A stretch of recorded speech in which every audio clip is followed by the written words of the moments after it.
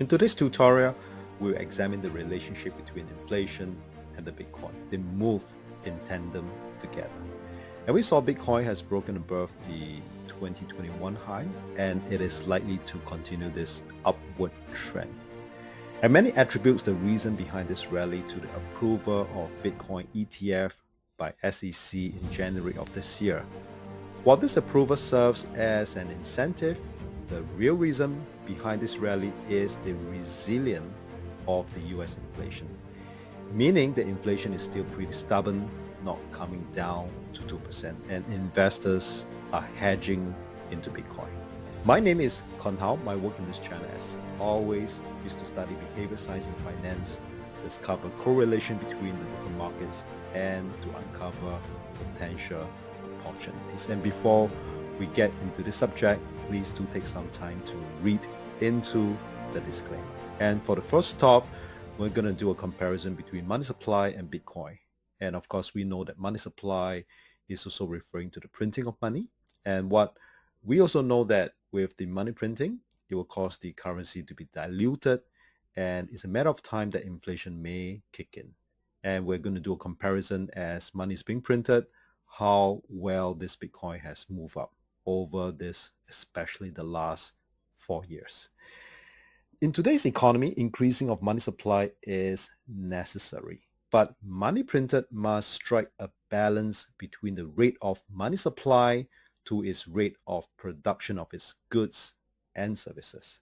If money supply exceeded the production of goods and services, this money loses its value, meaning it became diluted, or we need more money to buy the same product compared to 5, 10, or 20 years ago. And here we could see that during the pandemic in March 2020, it was necessary to print, but the rate of acceleration exceeded the goods and services being produced, and it causes inflation. But this is an inflation hedge because we saw, especially over the last 4 years for Bitcoin, not just gold, that it was reactive, that the price went up. And this is based on my observation. And again, about 1.5 years ago, we saw that, if you're not aware, that there was an increase of money supply again. That was a U-turn in November 2022, but we also saw weakness that together with gold in November 2022, the market start to move up again for Bitcoin. And let's do a microscopic study here. And we're going to compare the CPI and Bitcoin, and you have to understand that CPI is an inflation number. When money is being printed, there's always a delay effect that it will come back to CPI. But what we just studied was that, in fact, Bitcoin and gold is much more reactive to measure the inflation compared to the CPI itself. It's going to take a while. There's always delay effect. We have observed that since about February 2024, which was this year, gold, and especially for Bitcoin, from 40,000, it flew to currently here, 72,000 here. And what was the reason? It was because of inflation. I'm going to explain to you very shortly. And what we saw here is that inflation was good. It came down to about from 9% to 3.1% to during June 2023. But that was more than half a year ago. And the latest number of inflation number, it was 3.2% in February.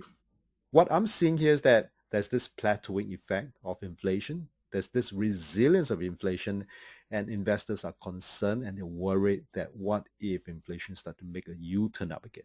So they're losing some patience here, and they got into gold, which I explained last week.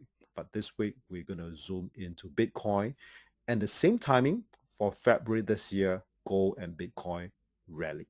And another perspective was Bitcoin was because of the last few years of cleanup. And this was the weekly case study that we did, that then there was in January this year when the Bitcoin was at 40,000. I'm expecting gold to continue, or Bitcoin to continue to go up. So then I say that, referring to the above chart, in the long term, there is a potential for more growth.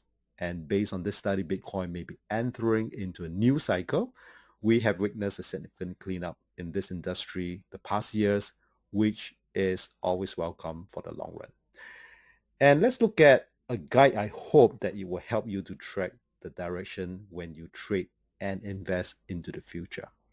So this is the uptrend line, which I usually love to draw first. It's fundamental, but yet it's so essential.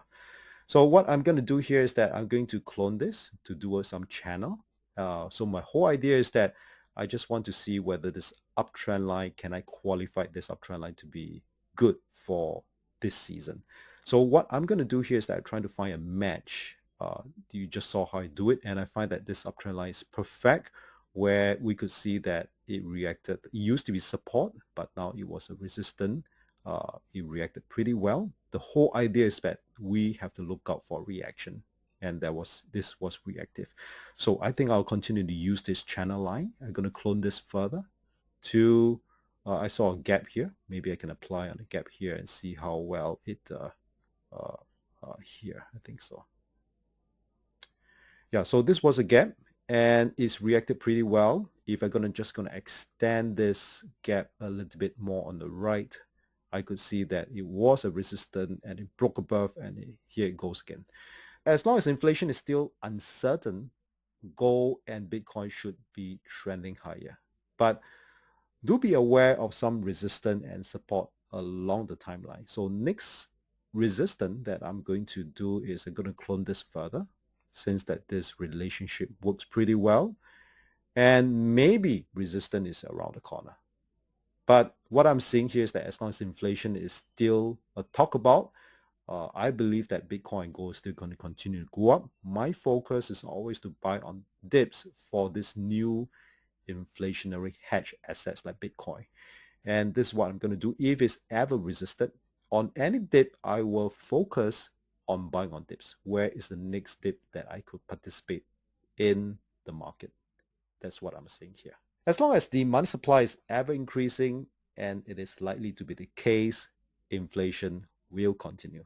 Let me break down between crypto and currency. Crypto comes from the word cryptography. It is a matter of secured communication which ensure transactions are secured, anonymous, and tamper-proof.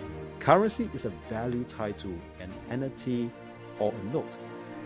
Since this note seems to be getting more diluted, investors are looking for an alternative.